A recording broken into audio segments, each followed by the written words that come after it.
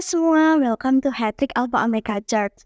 Kita harap kalian tidak merasa canggung dengan cara kita mengangkat tangan, melompat, menyanyi, atau mendengar bahasa-bahasa yang mungkin asing bagi teman-teman. Karena kami percaya bahwa lagu dapat membangkitkan iman dan itu merupakan ekspresi kita mengasihi Tuhan. Alpha Omega Church adalah tempat orang yang tidak sempurna. Jadi kalau di antara Anda ada yang punya kawan atau keluarga yang tidak sempurna, Anda bisa ajak mereka untuk bersama-sama terhubung lewat ibadah online ataupun hadir di ibadah outside. Di Alpha Omega Church, kita berusaha membangun suasana yang antusias dan semarak dalam setiap ibadah, baik onsite maupun online. Sehingga kita sangat mengajak Anda untuk berpartisipasi dan responsif dalam ibadah ini.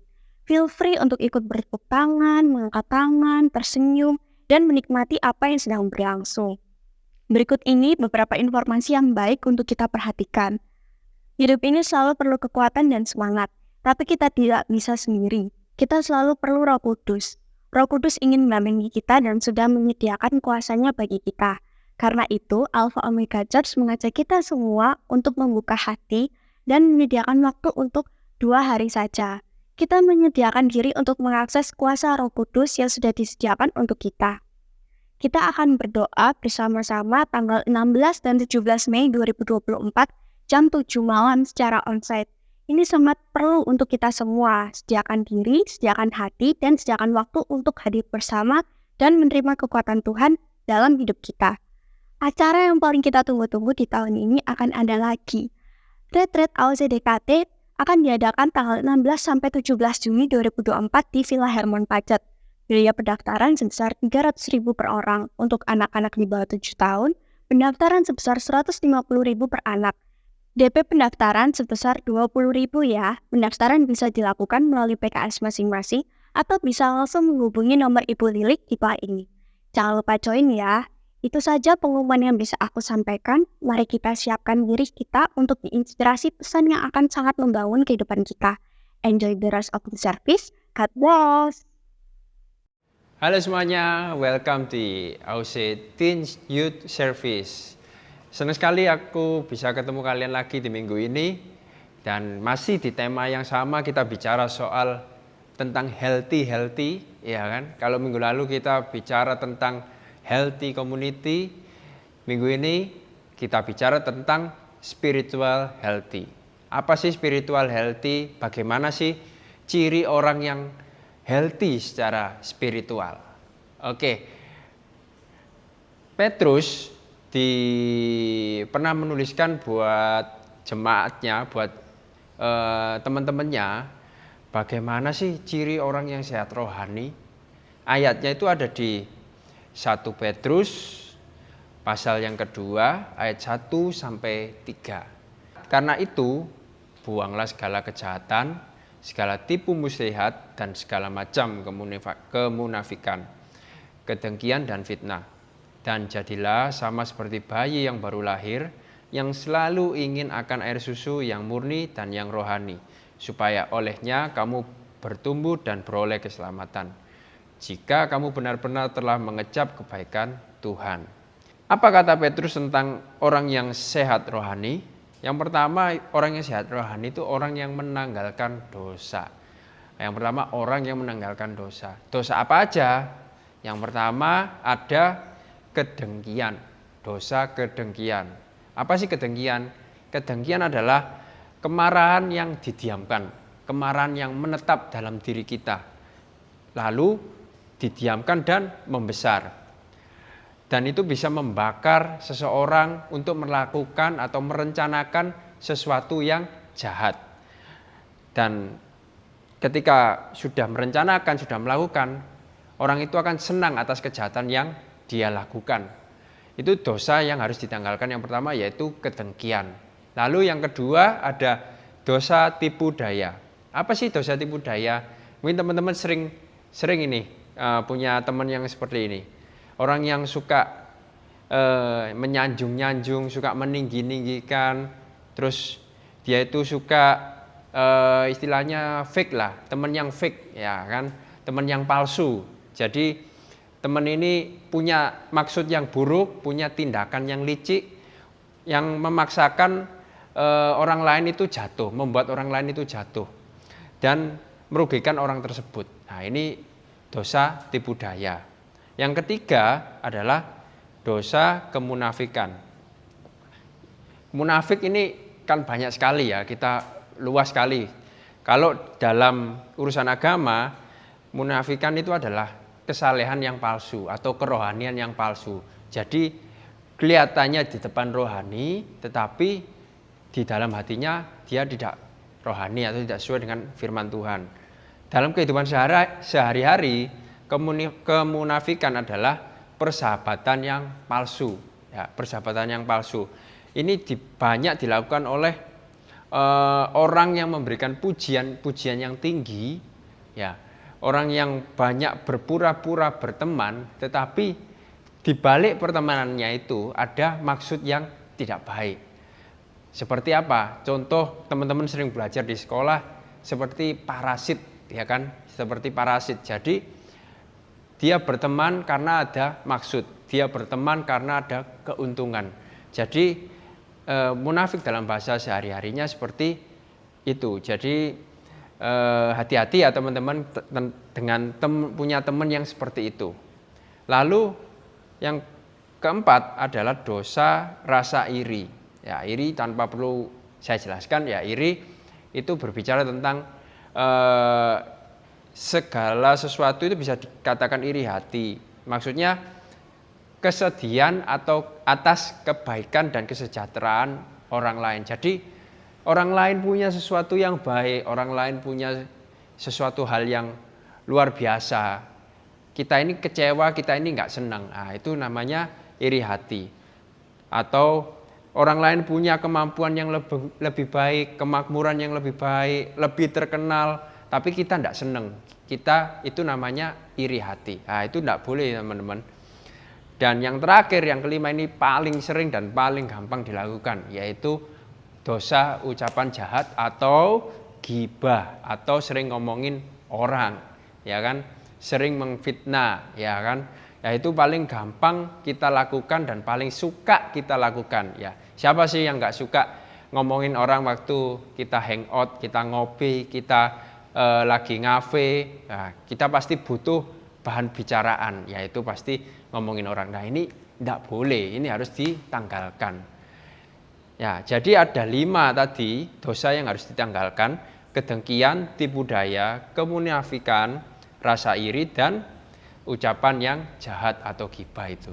Lalu ciri yang kedua, kalau tadi yang pertama adalah menanggalkan dosa, yang kedua adalah like newborn babies atau seperti bayi yang baru lahir.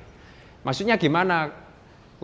Jadi maksudnya adalah Petrus ini membandingkan orang yang percaya dengan bayi yang baru lahir. Petrus nggak ngatain orang yang percaya itu nggak dewasa dalam iman, ya. Tapi semua orang Kristen harus menjadi seperti bayi. Maksudnya apa? Kita bayangin ya, bayi itu kalau masih baru lahir itu pasti nyari ibunya, pasti nyari yang namanya ASI, ya kan? Dia pasti butuh namanya susu, ya. Sama seperti kita orang-orang Kristen, kita harus jadi seperti bayi yang mencari ASI, mencari susu yang baik buat tubuh kita, buat rohani kita. Apa itu susu yang baik buat tubuh kita, buat rohani kita? Adalah firman Tuhan atau Alkitab. Ya, kata spiritual yang ada di ayat yang di Petrus tadi itu berasal dari kata logikos, atau bahasa Inggrisnya dikatakan word atau kata-kata atau firman Allah. Kehidupan yang baru membutuhkan makanan yang cocok. Demikianlah seharusnya keinginan umat Kristen terhadap firman Allah. Jadi zaman boleh berubah. Dulu sama sekarang ya beda kan, ada banyak perubahan-perubahan. Tetapi tetap makanannya sama, firman Tuhan. Karena firman Tuhan itu tetap dari dulu sampai sekarang tetap relevan dan tetap valid buat kehidupan kita. Jika keinginan kita seperti keinginan bayi yang selalu mencari susu, mencari ASI yang baik buat tubuhnya, maka membuktikan bahwa orang ini benar-benar Kristen yang lahir baru. Jadi ciri Kristen orang yang lahir baru, Kristen yang lahir baru sungguh-sungguh adalah dia tidak bisa lepas dari yang namanya firman Tuhan. Jadi dia percaya firman Tuhan ini bisa memperbaiki, bahkan menjadikannya lebih baik. Ciri yang ketiga adalah taste the Lord's blessing, atau menikmati anugerah atau kemurahannya Tuhan. Petrus menuliskan ayat ini, dia mendapatkan referensi dari Mazmur. Kecaplah dan lihatlah betapa baiknya Tuhan itu. Berbahagialah orang yang berlindung padanya. Jadi masih tentang bayi yang mendapat susu, selalu pingin, selalu rindu. Jadi kita orang Kristen selalu pingin dan rindu sama firman Tuhan. Karena kita dilahirkan dari Tuhan, maka kita juga akan mengecap kebaikannya. Yang dimana kita akan merasakan kemurnian, kita akan merasakan kebaikan Tuhan ketika kita selalu menginginkan dan merindukan firman Tuhan.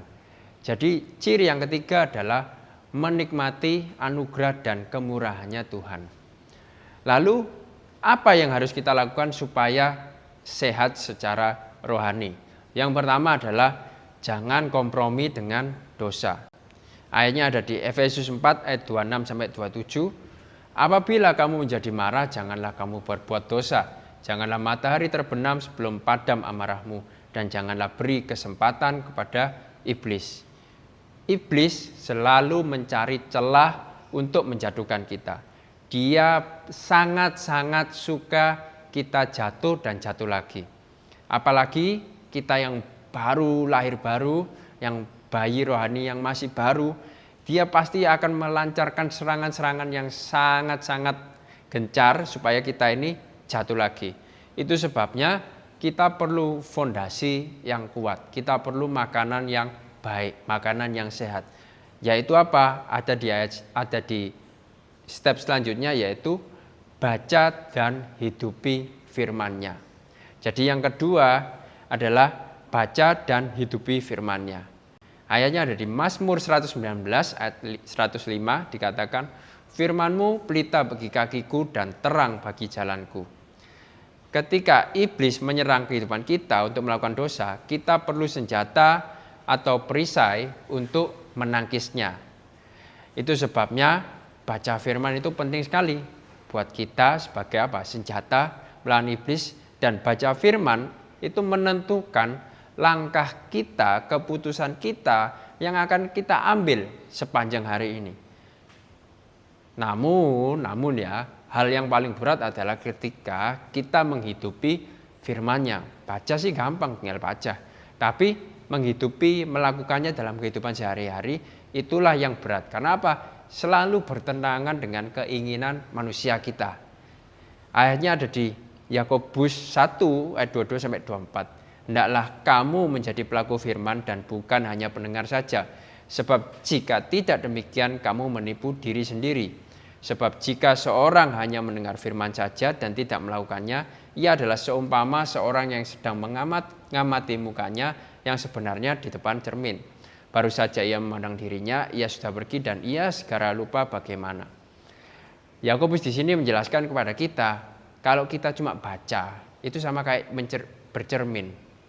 Ya, kita bercermin, kita lihat kaca, selesai lihat kaca kita akan lupa.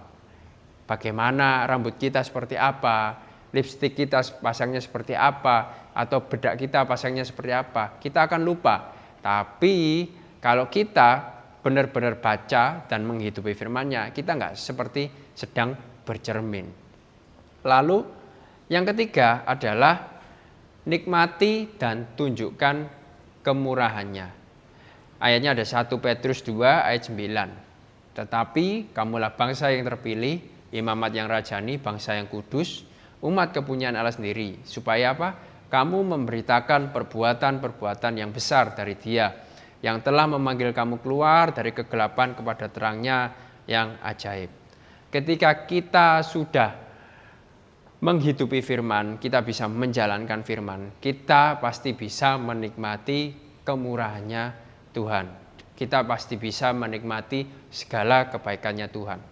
Saat masalah atau problem datang, firman sudah siap buat kita untuk menangkis problem masalah yang kita hadapi. Kita menjadi tenang, kita menjadi tidak khawatir, karena kita percaya Tuhan kita sanggup mengalahkan segala masalah kita. Setelah kita menerima kemurahannya, jangan lupa apa? Bagikan, sharing ke teman-teman kalian kalau kalian sudah menerima kemurahan Tuhan. Apapun itu bentuknya, saya yakin tiap hari teman-teman pasti menerima kemurahannya Tuhan. Jadi hari ini kita belajar bagaimana sih ciri orang yang memiliki spiritual rohani yang baik. Nah, di sini aku punya sebuah ilustrasi. Nah, 2 macam kopi, ya. Yang satu kopi hitam atau lebih dikenal biasanya americano, ya kan? Dan yang satu di sini ini kopi susu gula aren atau sekarang yang lagi booming lah ya, es kopi aren, ya kan? Nah, ilustrasinya adalah dua kopi ini memiliki taste yang berbeda. Oke, setuju ya? Dan dari segi kalori pun juga beda, ya kan? Apa keunggulannya dari kopi hitam ini? Kopi hitam ini baik buat tubuh, meningkatkan produktivitas, membakar lemak, dan mengurangi risiko kanker. Ya, sedangkan kopi gula aren, ya kan, yang sangat-sangat disukai anak-anak zaman now, ya kan, mengandung gula yang tinggi, mengandung kalori yang besar. Kalau aku lihat di Google, kalorinya 370 sekitar lah. Sedangkan tubuh kita perharinya itu cuma butuh 2000 kalori. Ya bayangin ya, kalau kita minum 1 gelas ini aja, kita sudah mencukupi 1/4 kalori perharinya. Ya kan? Nah, maksudnya di sini apa? Semua teman-teman pasti suka yang ini, jarang orang yang langsung suka yang kopi hitam yang pekat, yang pahit, ya kan. Pasti sukanya yang manis, ada rasanya dan segala macam, ada susunya, ya kan. Jadi ilustrasi ini mengajarkan buat kita. Yang sebelah sini orang yang memiliki spiritual rohani yang baik, yang sini spiritual rohani yang buruk. Maksudnya apa? Yang spiritual rohani baik itu menanggalkan dosa, dia nggak suka dosa, nggak suka yang nggak sehat, nggak suka, ya kan. Terus yang kedua, dia itu sangat rindu baca firman, ya kan, baca kata-kata dari Tuhan, dia suka baca Alkitab dan menghidupinya. Nah, meskipun kata-katanya itu nggak mengenakkan hati, menyakitkan hati, tapi mengevaluasi dan membangun orang tersebut. Yang ketiga, dia bisa menikmati kemurahannya Tuhan melalui karena dia bisa menghidupi firman-Nya. Kalau yang di sini, orang ini masih suka berdosa, orang ini masih suka yang nggak sehat, ya kan? Terus yang kedua, orang ini masih suka baca firman yang aku suka aja, yang enak didengar aja, tetapi yang nggak suka nggak dibaca, ya kan? Jadi orang ini tidak bisa menikmati kemurahannya Tuhan. Jadi itu aja dari aku minggu ini. Semoga dapat memberkati teman-teman semua. Dan selalu yang penting teman-teman spiritual healthy-nya harus terus bertumbuh dari hari ke hari. Karena spiritual healthy ini bukan soal besok langsung tumbuh banyak. Enggak, tapi tumbuhnya perlahan sedikit demi sedikit. Tetapi yang penting progres. Nah, itu aja dari aku. Sebelum menutup, mari kita berdoa. Bapa dalam surga, terima kasih atas berkat-Mu pada hari ini Tuhan. Kami boleh membaca, kami boleh mendengar firman-Mu Tuhan mengenai spiritual healthy. Kiranya Tuhan apa yang sudah kami dengar hari ini Tuhan dapat menjadi rema buat kami. Dan kami dapat menghidupi dan menjalankan dalam kehidupan kami masing-masing. Sertai kami Tuhan, dimanapun kami berada, sertai keluarga kami, pelayanan kami, sekolah kami, Tuhan pekerjaan kami, kiranya kami selalu dapat menjadi terang dimanapun kami berada. Terima kasih Tuhan Yesus, Kami serahkan seluruh doa dan syukurin Tuhan dalam tangan-Mu, dalam nama-Mu. Haleluya. Amin. So thank you and God bless.